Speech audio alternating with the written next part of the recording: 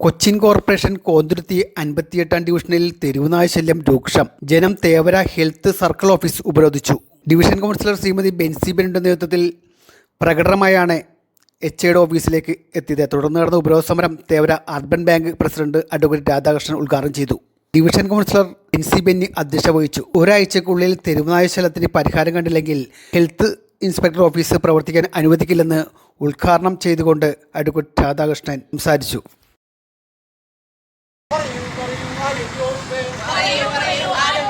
ആരോഗ്യവകുപ്പ് കണ്ണു തുറക്കുക, ആരോഗ്യവകുപ്പ് കണ്ണു തുറക്കുക. പട്ടിക്കുള്ള വില പോലും മക്കൾക്കില്ലെന്നോ, മനുഷ്യമക്കൾക്കില്ലെന്നോ. പറയൂ അധികൃതരെ. ഇപ്പോ ഇവിടെ ബഹുമാനപ്പെട്ട കൗൺസിലർ പറഞ്ഞ ചില കാര്യങ്ങളുണ്ട്. കഴിഞ്ഞ കുറെ കാലങ്ങളായി ഈ ഡിവിഷനിൽ മാത്രമല്ല പൊതുവെ കേരളത്തിൽ ഇവിടെ പ്രത്യേകിച്ച് പറയുന്നത് എല്ലാ ഇടവഴികളിലും എല്ലാ മേഖലകളിലും തന്നെ തെരുവ് നായികളുടെ ശല്യം മൂർധന്യാവസ്ഥയിൽ നിൽക്കുകയാണ്. കുറെ കാലങ്ങളായി നിരവധി പരാതികൾ ഈ ഒരു ഓഫീസിലും കൊച്ചിൻ കോർപ്പറേഷന്റെ ഹെഡ് ഓഫീസിലും മെയിൻ ഓഫീസിലും ഒക്കെ കൊടുത്തിട്ടും യാതൊരു നടപടി എടുക്കുന്നില്ല എന്നുള്ളതല്ല, ഞങ്ങളെയൊക്കെ അതായത് ഇവിടുത്തെ പൊതുജനങ്ങളെ കൊഞ്ഞനം കുത്തുന്ന രീതിയിലുള്ള പ്രവർത്തനങ്ങളാണ് ഈ കൊച്ചി നഗരസഭയുടെ ഭാഗത്തു നിന്നുണ്ടാകുന്നത്. ഇതിന്റെ മൃഗസംരക്ഷണ വകുപ്പുണ്ട്, ഇതൊക്കെ കൊണ്ട് ഏകോപിപ്പിച്ച് കൊണ്ടുപോയി ഒരു കൃത്യമായ ഒരു പദ്ധതിയോടുകൂടി ഇതിന്റെ അവസാനം വരുത്തേണ്ടത് അത്യാവശ്യമാണ്. ഇവിടെ കഴിഞ്ഞ ദിവസം നേരത്തെ പറഞ്ഞു, ഒരു കിറ്റായിട്ട് ഒരിക്കലും ഒരു കുഞ്ഞിനോ ഒരു ലേഡിക്കോ അതല്ലെങ്കിൽ ഒരു പുരുഷനോ പോകാൻ പറ്റുന്നില്ല. ഉദ്യോഗസ്ഥർക്ക് ഒരു ബൈക്കിൽ കൂടെ യാത്ര ചെയ്യാൻ പറ്റുന്നില്ല, കാറ് ശരിയായിട്ട് ഓടിച്ചിട്ട് പോകാൻ പറ്റില്ല. ഇതിന്റെയൊക്കെ എല്ലാത്തിന്റെയും വട്ടം കിടന്നുണ്ടായിരുന്നു ഈ നായ്ക്കളുടെ എല്ലാ ബുദ്ധിമുട്ടുകളും ഉണ്ടാക്കുന്നത്. ഇതൊക്കെ കണ്ടിട്ടും എന്തുകൊണ്ടാണ് കൊച്ചി നഗരസഭ ഇതുപോലെ ഒരു ആക്റ്റീവായ ഡിവിഷൻ കൗൺസിലർ പോലും വന്ന് പറഞ്ഞിട്ട് പോലും ഒരു നടപടി സ്വീകരിക്കാത്ത ഈ നഗരസഭ ഉദ്യോഗസ്ഥരെ നമ്മൾ എന്താണ് ചെയ്യേണ്ടതെന്ന് നമ്മൾ ആലോചിക്കണം. എന്തിനാണ് ഇവർ ശമ്പളം വാങ്ങിച്ച് ഇവിടെ ഇരിക്കുന്നത് ആലോചിക്കണം. ഇതിന് നിയമങ്ങളുണ്ട്. സുപ്രീം കോടതിയുടെ വിധി പലതും വന്നിട്ടുണ്ട്. തെരുവ് നായ്ക്കളെ എങ്ങനെയൊക്കെ പരിചരിക്കാം എന്നുള്ളതിനൊരു വിധി വന്നിട്ടുണ്ട്.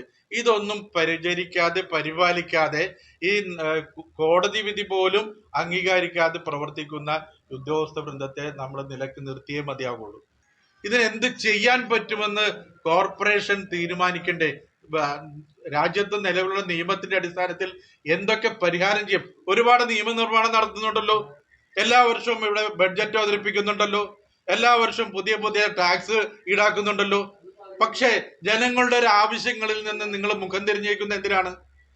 ജനങ്ങളുടെ ഒരു ആവശ്യങ്ങളോട് നിങ്ങൾ എന്താണ് ഒന്നും പ്രതികരിക്കാതിരിക്കുന്നത്? ഇപ്പോൾ തന്നെ ഈ മനയത്ത് ആന്റണി നഗർ റെസിഡൻസ് അസോസിയേഷന്റെ ഒരു പരാതി കിട്ടിയിട്ട് 2 മാസക്കാലമായി ഒരു നടപടി ഇവിടെ സ്വീകരിച്ചിട്ടില്ല.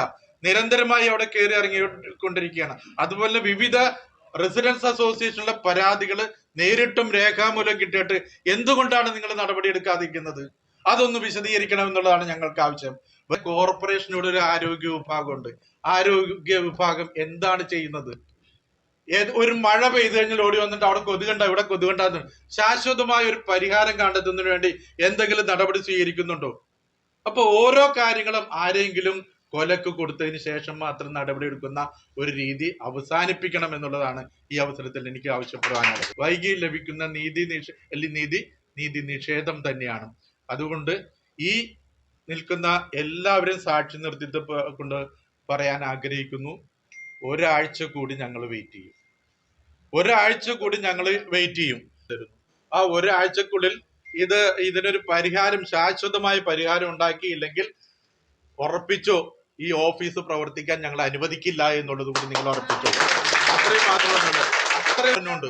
ഒരാഴ്ചത്തെ സമയം തന്നുകൊണ്ട് ഇതിന് പരിഹാരം കാണണം എന്നുള്ള ആവശ്യപ്പെട്ടുകൊണ്ട് ഈ പ്രതിഷേധ റാലി ഉദ്ഘാടനം ചെയ്തതായിട്ട് പ്രഖ്യാപിച്ചിട്ട് പ്രഗ്നന്റ് ഇല്ല, ഒരു നായ്ക്കളും തേവരയിൽ ഇല്ല. എവിടുന്നാണ് 1-ൽ കൂടുതൽ 2-ൽ കൂടുതൽ ഇത് എവിടുന്ന് പൊങ്ങി വരുന്നു? ഒന്നെങ്കിൽ നമ്മൾ അത് പ്രസവിക്കുന്നത് കാണണം, അല്ലെങ്കിൽ ഒരു വിത്ത് ഭാഗ്യം മുളക്കുന്നത് കാണണം. ഇതുമല്ലാതെ ഈ മുക്കിലും മൂലം ഇത്രയും 5ഉം 6ഉം പട്ടികൾ എങ്ങനെ എവിടുന്ന് വരുന്നു? ഏതായാലും ഇമാജിൻ അല്ലല്ലോ, അല്ലെങ്കിൽ എന്തെങ്കിലും ഒരു മിറാക്കിൾ കാണണം. അതൊന്നും നമ്മൾ കാണുന്നില്ലല്ലോ.